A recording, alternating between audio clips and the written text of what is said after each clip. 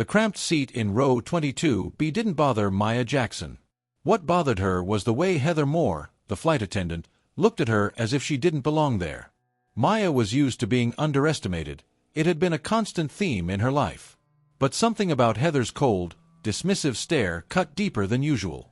It wasn't just a glance. It was a judgment, a silent assertion that Maya, with her simple clothes and economy-class ticket, wasn't worth her time. "Excuse me," Maya said softly, leaning slightly into the aisle. Heather, who was adjusting the curtain separating business class from the rest of the plane, turned slowly, her expression unreadable but unmistakably annoyed. "Yes." Heather's tone was clipped, her smile barely there. "I believe the passenger in 22A requested water a little while ago," Maya said, nodding toward the elderly woman in the window seat beside her. Heather blinked, clearly caught off guard. "I'll get to it," she said curtly before turning on her heel and walking toward the galley. Maya sat back in her seat, her jaw tightening. She glanced at the woman beside her, who offered a kind but embarrassed smile. "I didn't mean to cause trouble," the woman whispered. "She seems busy." Maya's voice was calm, reassuring. "You didn't cause trouble. She's just selective about who deserves her attention." The woman nodded hesitantly, her frail hands clutching the edge of her tray table. Maya turned her gaze to the aisle, watching as Heather flitted between rows, her demeanor noticeably warmer when interacting with passengers in the forward cabin. There she lingered, laughing lightly at jokes, adjusting a tie for one man, and bending to retrieve a coat for another. The contrast was stark and undeniable. By the time Heather returned with the water, her irritation was poorly masked. She set the plastic cup down on the tray table with a slight thud, barely glancing at either Maya or the elderly woman. "Here," she said shortly before moving on without waiting for a thank you. Maya's eyes followed her. She had no intention of confronting Heather yet. She wasn't here to make a scene. But the knot of frustration in her chest tightened a little more. An hour into the flight, the cabin lights dimmed as the crew prepared for beverage service. Heather pushed the cart down the aisle with practiced ease, her expression still locked in that tight, professional mask. As she approached Maya's row, she leaned over without making eye contact. "Coffee, tea, water?" Heather asked mechanically, her tone devoid of warmth. "Coffee, please," Maya replied. Heather handed her the cup without a word, her eyes darting briefly to Maya's face before moving to the next passenger. But as she leaned forward to pass a drink to the man sitting in 22C, the coffee pot on the cart shifted. Heather's hand jerked, and in an instant, the steaming liquid splashed onto Maya's lap. "Oh!" Maya gasped, feeling the burn through her jeans. She grabbed at a napkin from the tray, trying to block the hot liquid. Heather froze, her face registering something closer to annoyance than concern. "You should watch where you put your hands," she said flatly, as if the spill had somehow been Maya's fault. Maya looked up, her eyes narrowing. "Excuse me." "I said you should," Heather began, but she stopped herself, her expression tightening. "Never mind. Accidents happen." She didn't apologize. Instead, she straightened and reached for a handful of napkins, handing them to Maya without so much as a sympathetic glance. "Here," she muttered, already moving on. Maya's voice cut through the low hum of the cabin. "You spilled coffee on me and you're not even going to apologize?" Heather turned back, her lips pressed into a thin line. "I said it was an accident. That's not an apology." Heather's cheeks flushed slightly, but she didn't back down. "I don't have time for this. If you want to file a complaint, feel free to do so after the flight." Several nearby passengers turned to watch the exchange, their eyes bouncing between Maya and Heather. Maya met Heather's gaze steadily, her voice low but firm. "Don't worry. I will." Heather hesitated for a moment, then spun on her heel, pushing the cart down the aisle without another word. Maya sat back in her seat, her hands still damp from the coffee, her jaw tight with anger. She could feel the eyes of the other passengers on her, a mix of curiosity and discomfort. She ignored them, focusing instead on the frustration simmering in her chest. The rest of the flight passed in a haze of small indignities. Heather's attitude didn't improve. If anything, she became colder, more dismissive. When Maya pressed the call button to request a blanket for the elderly woman beside her, Heather responded with visible impatience. "We don't have extras," she said curtly, not bothering to check. She turned and walked away before Maya could say another word. The woman beside her shook her head. "She didn't even check," she whispered. Maya forced a tight smile. "It's okay. I'll make sure this is addressed." By the time the plane began its descent, Maya's notebook was filled with observations. She had jotted down every interaction, every dismissive comment, every moment of neglect. It wasn't just Heather, though she was the most obvious offender. The entire crew seemed to operate under an unspoken hierarchy of worthiness, where passengers like Maya and the woman beside her barely registered as human. As the wheels touched down, the pilot's voice crackled over the intercom, thanking passengers for choosing Skyline Airways. His tone grew more enthusiastic as he announced the recent acquisition of the airline by a visionary leader committed to revolutionizing the passenger experience. Maya noticed a ripple of polite applause from the business class cabin. In economy, the announcement barely registered. Heather, standing near the front of the plane, seemed entirely uninterested, her attention focused on gathering her things for disembarkation. Maya stood and retrieved her carry-on, waiting until the aisle cleared before making her way toward the front. Heather was stationed near the exit, her smile perfunctory as she thanked passengers for flying.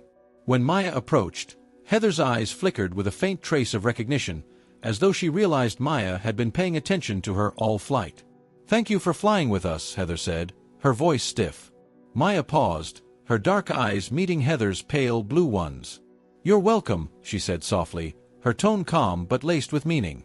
Heather blinked, caught off guard by the weight in Maya's voice, but said nothing. Maya turned and walked down the jet bridge, her heart pounding, not with anger, but with purpose. Heather had no idea who she was or what was about to happen. But she would soon.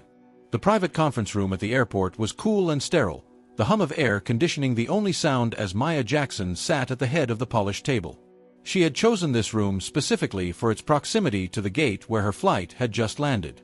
On the surface, Maya's posture was composed, her expression unreadable. But inside, the events of the flight churned in her mind, each slight replaying itself like a scene in a movie she couldn't turn off. The dismissive tone. The spilled coffee. The outright refusal to check for a blanket.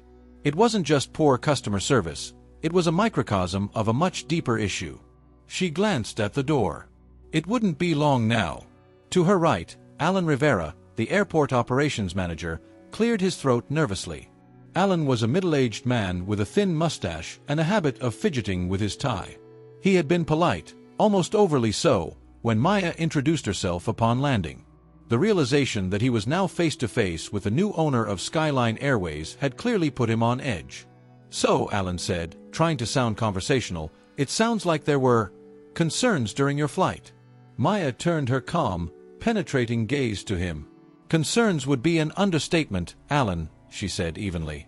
"What I experienced today was unacceptable. I came incognito to understand the real passenger experience. What I got was a first-hand view of how your team operates when they think no one important is watching." Alan nodded quickly, his face flushing. "I understand completely, Ms. Jackson. I assure you, we take these matters very seriously. I've already reached out to the crew to—" The door opened abruptly, cutting Alan off mid-sentence. Heather Moore walked in, her polished demeanor intact, though her posture betrayed a hint of unease. Her blonde hair was still neatly pinned, and her uniform was impeccable, but there was a slight hesitation in her step as she took in the sight of Maya at the head of the table. Heather didn't recognize her. "Not yet." "Ms. Moore," Alan said, his voice a little too loud in the otherwise silent room. "Thank you for joining us on such short notice." Heather offered a tight smile, clearly confused but trying to maintain her professionalism. "Of course. Is there an issue?" Her eyes flicked to Maya briefly, but there was no recognition in her gaze. To her, Maya was just another passenger, a minor inconvenience from earlier in the day. Maya gestured to the chair across from her. "Please, have a seat." Heather hesitated, her gaze darting to Alan as if seeking guidance. When he nodded, she lowered herself into the chair, smoothing her skirt. Her movements were deliberate, controlled, but her stiff shoulders betrayed her discomfort. "I was told there was a complaint," Heather said, her tone cautious. Maya leaned forward slightly, resting her elbows on the table. "That's one way to put it," she said. "I'd like to discuss the service on Flight 497 today." Heather's eyes narrowed slightly, her confusion deepening. I see. Well, if there were any issues, I'd be happy to address them. Our team works hard to ensure all passengers have a pleasant experience. Maya tilted her head, her voice calm but firm. Do you believe all passengers deserve a pleasant experience, Ms. Moore? Heather blinked at the question, caught off guard. Of course. That's our job. Interesting, Maya said, her tone neutral but sharp enough to make Heather shift in her seat. Because what I experienced today didn't feel like that was the case. And I have to wonder, was it just me, or is this how you generally approach your role? Heather's cheeks flushed slightly, and she opened her mouth to respond, but Maya didn't give her the chance. You dismissed an elderly woman's request for water as if it was an inconvenience, Maya continued, her voice unwavering. You spilled coffee on a passenger, me, and didn't apologize. You claimed there were no extra blankets without even checking. And throughout the flight, you made it very clear who you thought was worth your time and who wasn't. Heather's lips pressed into a thin line. If I came across as anything less than professional, I apologize. But Professional? Maya interrupted, her voice firm but not raised. Do you think it's professional to ignore a passenger's basic needs because they're sitting in economy class? Do you think it's professional to prioritize certain passengers based solely on how they look or what seat they paid for? Heather's eyes widened slightly, the color draining from her face. I didn't mean. Didn't mean to what? Maya pressed, her tone still calm but cutting through the air like a blade. Didn't mean to judge me? Didn't mean to dismiss me? Or didn't mean to get caught? The room fell silent, the weight of Maya's words settling heavily in the air. Alan shifted uncomfortably in his seat, clearly unsure whether to intervene. Heather's composure cracked slightly, a defensive edge creeping into her voice. I didn't know you were. Maya raised a hand, stopping her mid-sentence. That's exactly the point, Ms. Moore. You didn't know. And because you didn't know, you treated me as if I didn't matter. But let me make something very clear. Every single passenger on that plane matters. Whether they're in business class or row 22B, they deserve respect. They deserve dignity. And they deserve better than what you gave them today. Heather looked down at her hands, her face a mixture of shock and embarrassment. For the first time, she seemed to realize the full weight of the situation. I'm sorry, she said quietly, the words barely audible. Maya leaned back in her chair, her gaze never leaving Heather. I don't want your apology, Ms. Moore.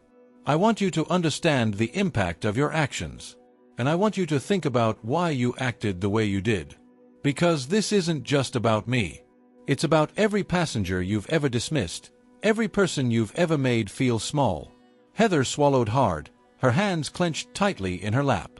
I didn't mean to make anyone feel that way, she said, her voice trembling slightly. I guess I just... Maya raised an eyebrow, waiting. Heather hesitated, then sighed, her shoulders slumping. I guess I've always felt like I had to prove myself. Like I had to show people I wasn't weak. Maya's expression softened slightly, though her tone remained firm. And you thought the way to do that was by tearing other people down? By making them feel less than you? Heather looked away, unable to meet Maya's gaze. I get it, Maya said quietly after a moment. I know what it's like to feel like you have something to prove. But let me tell you something, Ms. Moore. Real strength isn't about putting other people down. It's about lifting them up. And if you can't learn that, you have no place in this company. Heather's head snapped up, her eyes wide with fear. I'll do better, she said quickly. I swear, I'll do better. Maya studied her for a long moment before nodding slowly. You'll have the chance to prove that. But it won't be easy. I'm implementing mandatory retraining for all cabin crew, effective immediately. And you, Ms. Moore, will be the first to go through it. Consider it an opportunity to reflect on how you got here, and whether this is really the right path for you. Heather nodded quickly, the words, thank you, tumbling out of her mouth. But Maya wasn't finished. One more thing, she said, her voice steady. If I ever catch wind of you treating another passenger the way you treated me today, there won't be a second conversation. Do you understand? Heather nodded again, her face pale. Yes, ma'am. Maya stood, her presence commanding as she looked down at Heather. Good.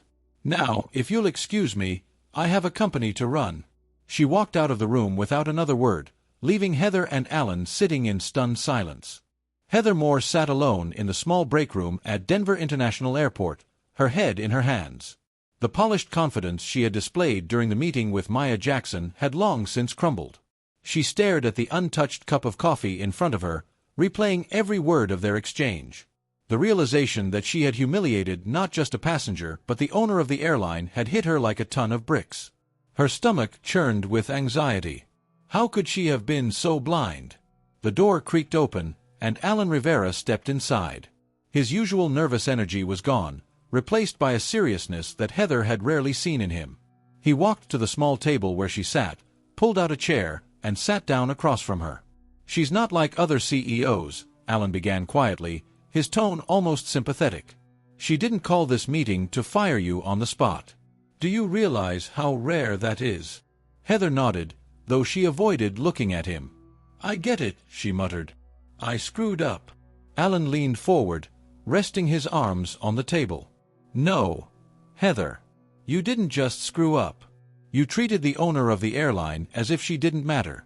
And let me tell you something. You weren't just unlucky that she was sitting in row 22B. This wasn't a fluke. The truth is, you've been doing this for a long time." Heather's head snapped up, her cheeks burning with embarrassment.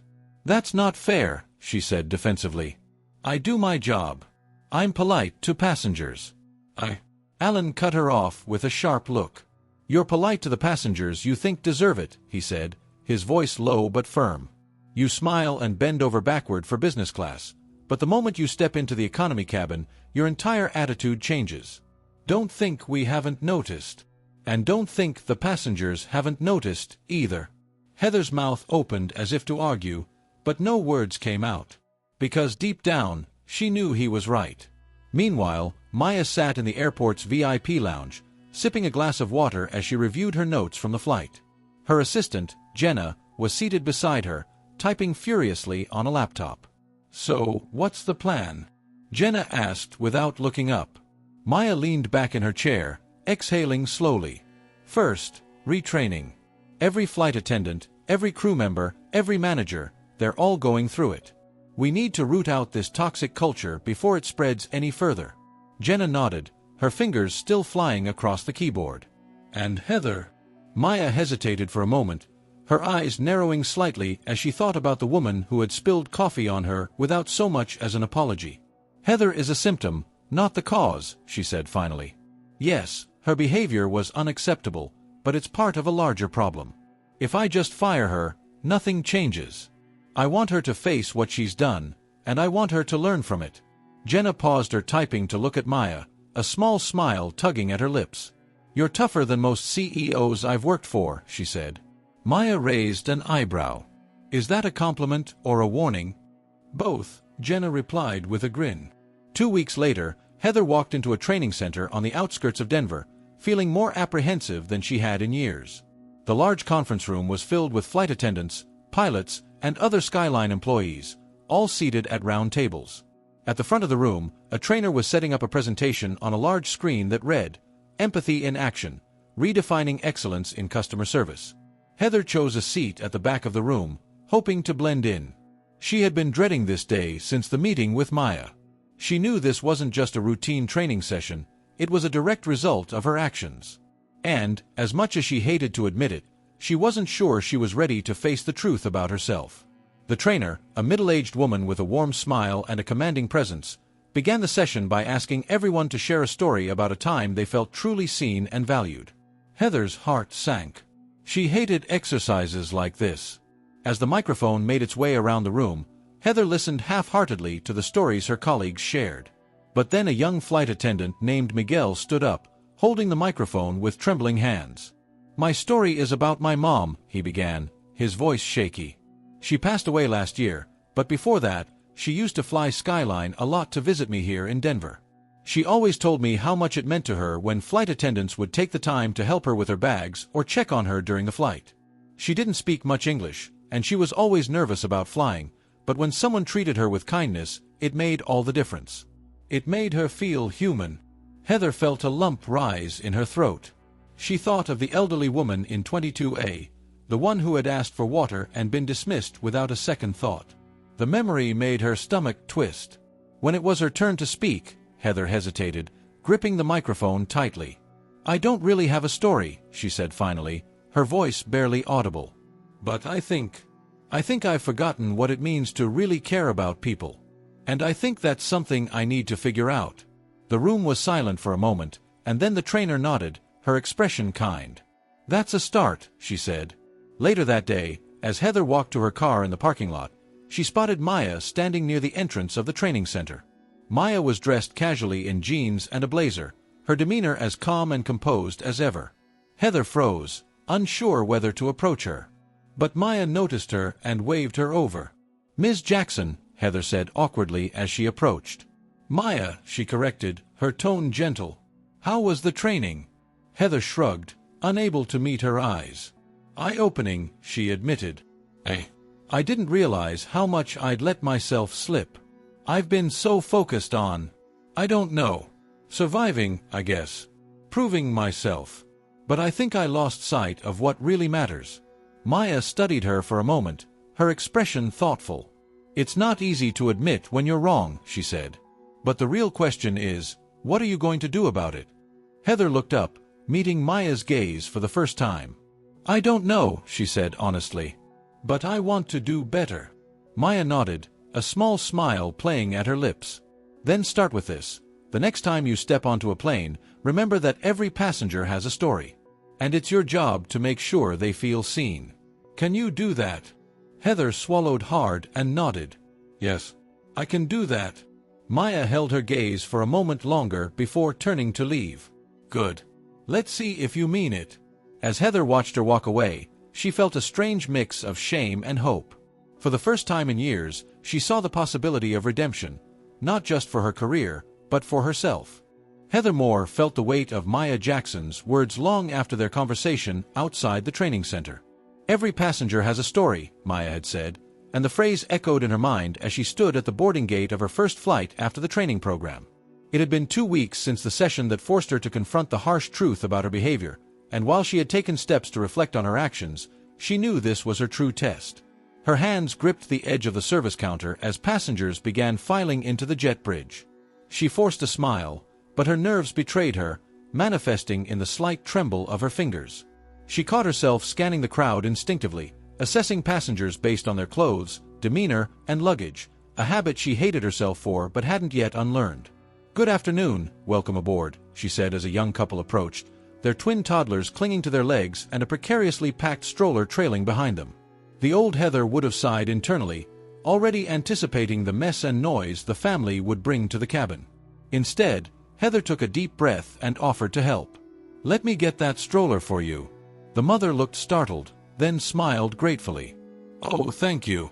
I wasn't sure how we were going to manage." Heather folded the stroller quickly and efficiently, placing it by the jet bridge for gate check. She turned to the couple with a warm smile. "You're all set. Let me know if you need anything during the flight." The father gave her a small, surprised nod, and the family shuffled down the bridge. Heather's chest tightened. It was a small gesture, but it was one she wouldn't have bothered with before. Now, she was starting to see what Maya had meant. Once the passengers were settled and the plane had taken off, Heather found herself in the galley, preparing for the first round of drink service. Her colleague, Miguel, the same flight attendant who had shared the story about his mother during training, worked beside her, humming softly as he arranged cups on the cart. Heather glanced at him, her voice hesitant. "Miguel, can I ask you something?" He looked up, surprised by her tone. "Sure." Heather hesitated, then leaned against the counter. "When you told that story about your mom, you said the flight attendants who helped her made her feel human. What did you mean by that?"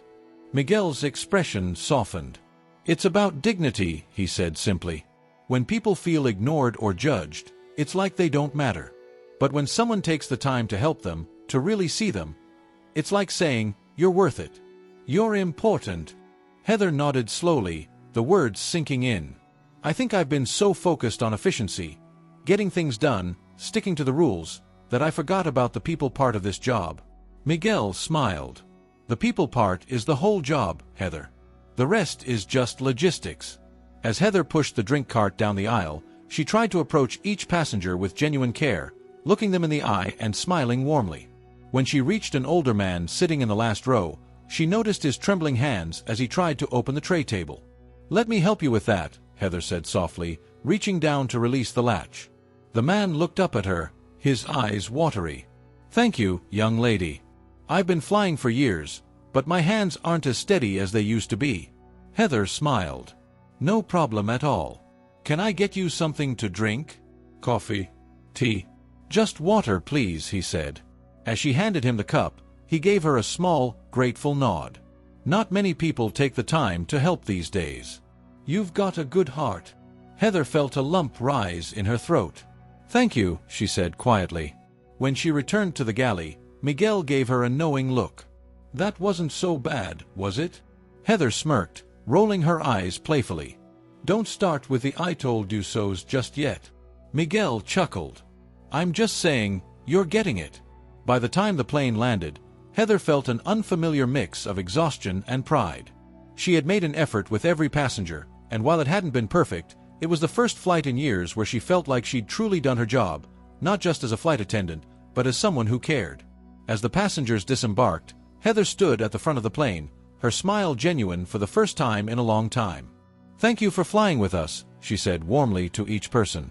When the elderly man from the last row passed her, he paused. "You're good at this, you know," he said.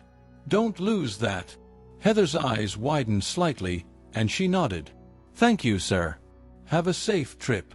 Later that evening, Heather sat in her small apartment, staring at her reflection in the darkened window. The day had been harder than she expected, but it had also been rewarding in a way she hadn't anticipated. She thought about Maya's words again. Every passenger has a story. Heather had spent so much of her career focusing on the wrong things: appearance, status, convenience. She had been so consumed by her own insecurities that she had projected them onto others, treating people as less than human because she feared being seen as less herself. For the first time, she allowed herself to confront the memories she had buried deep. Growing up in a working-class neighborhood, wearing second-hand clothes to school, being teased for the way her family lived, it had left scars. And those scars had shaped how she saw the world. She had built a wall around herself, believing that strength meant looking down on others before they could look down on her. But Maya Jackson had shattered that wall with a single conversation. And now, Heather was determined to rebuild herself, not with bricks of judgment, but with empathy. A week later, Heather found herself standing outside Skyline Airways headquarters, clutching a folder filled with notes and ideas she had been working on. She had scheduled a meeting with the crew manager to discuss improvements to the airline service standards, but what she really wanted was to share her thoughts with Maya. To her surprise, as she walked through the sleek glass doors, Maya was standing in the lobby, deep in conversation with Jenna. Heather hesitated, unsure whether to approach. But Maya noticed her and waved her over. "Heather," Maya said, her tone calm but curious. "What brings you here?" Heather swallowed her nerves and held up the folder. "I've been thinking a lot about what you said, about how every passenger has a story. And I have some ideas for how we can make sure every crew member remembers that." Maya raised an eyebrow, clearly intrigued. "I'm listening." Heather took a deep breath. "I think we need to create a culture where empathy isn't just an expectation, it's a value we live by. And I think that starts with how we train new hires, how we reward employees, and how we handle feedback from passengers. I've outlined some proposals, if you'd like to take a look." Maya studied her for a moment, then smiled. "Let's go to my office." As Heather followed Maya down the hallway, she felt a flicker of something she hadn't felt in years: hope. The room was quiet except for the faint hum of the air conditioning. Maya Jackson sat at the head of the table in Skyline Airways' executive boardroom, her presence commanding yet approachable. Across from her sat Heather Moore, her once pristine confidence replaced with a humbler, more grounded demeanor. Between them lay Heather's folder of ideas, its pages dog-eared and scribbled with notes from their recent meetings. It had been 3 months since Heather's retraining began, and Maya had personally overseen her progress. Heather had approached her work with a determination Maya hadn't anticipated. She wasn't just going through the motions, she was committed to becoming better, not only as a flight attendant but as a person. "I've reviewed your proposals," Maya said, breaking the silence. Her tone was steady, her eyes focused on Heather. "And I'm impressed. You've identified areas of improvement that even I hadn't considered." Heather's shoulders relaxed slightly, though she didn't dare let herself get too comfortable. "Thank you, Maya. I've been thinking a lot about what you said. That empathy has to be more than a buzzword. It has to be a value that guides everything we do." Maya nodded, leaning forward. "That's exactly right. But the question is, how do we ensure that message resonates with every employee? From the cabin crew to ground staff, and even our executive team." Heather hesitated for a moment before responding. "I think it starts with storytelling," she said. "We need to remind people why we're here, why we do what we do." During the training sessions, Miguel's story about his mom stayed with me. It made me think about all the passengers I've overlooked, all the people I've treated like they didn't matter. If we can share those kinds of stories during onboarding and ongoing training, I think it could help our employees connect with passengers on a human level. Maya smiled faintly. "You've come a long way, Heather. 3 months ago, you wouldn't have been able to say something like that." Heather looked down, a flush of embarrassment creeping into her cheeks. 3 months ago, I didn't realize how much of myself I was projecting onto others. I was so wrapped up in my own insecurities, I didn't see the damage I was causing." She glanced back up at Maya, her voice steady. "But I see it now. And I'm not just here to fix myself, I want to help fix the culture, too." Maya regarded her for a moment, then leaned back in her chair, a thoughtful expression on her face. "I believe you. And that's why I'm promoting you to lead our new Passenger Experience Task Force." Heather's eyes widened. "Wait, what?" "The task force will focus on everything you just outlined: training programs, employee incentives, passenger feedback systems," Maya explained. "You'll report directly to me, and you'll have the resources you need to make real changes." Heather stared at her, stunned. "You're trusting me with this? After everything I've done?" Maya's smile was warm but firm. "Heather, everyone deserves a second chance if they're willing to do the work. You've proven that you are. But let me be clear, this isn't a reward. It's a responsibility. You'll have to earn the respect of your colleagues and lead by example every day. Are you ready for that?" Heather nodded quickly, her voice resolute. "I am. I won't let you down." Over the next 6 months, Skyline Airways underwent a transformation. Heather threw herself into her new role with the same vigor she once reserved for business-class passengers. She worked closely with Maya and Miguel, who had been brought on as part of the task force, to design a new training curriculum. The program, titled "Every Passenger Has a Story," became the cornerstone of Skyline's culture shift. It included interactive workshops where employees shared personal experiences, empathy exercises that put them in passengers' shoes, and recognition programs that celebrated crew members who went above and beyond. Heather also pushed for changes that went beyond training.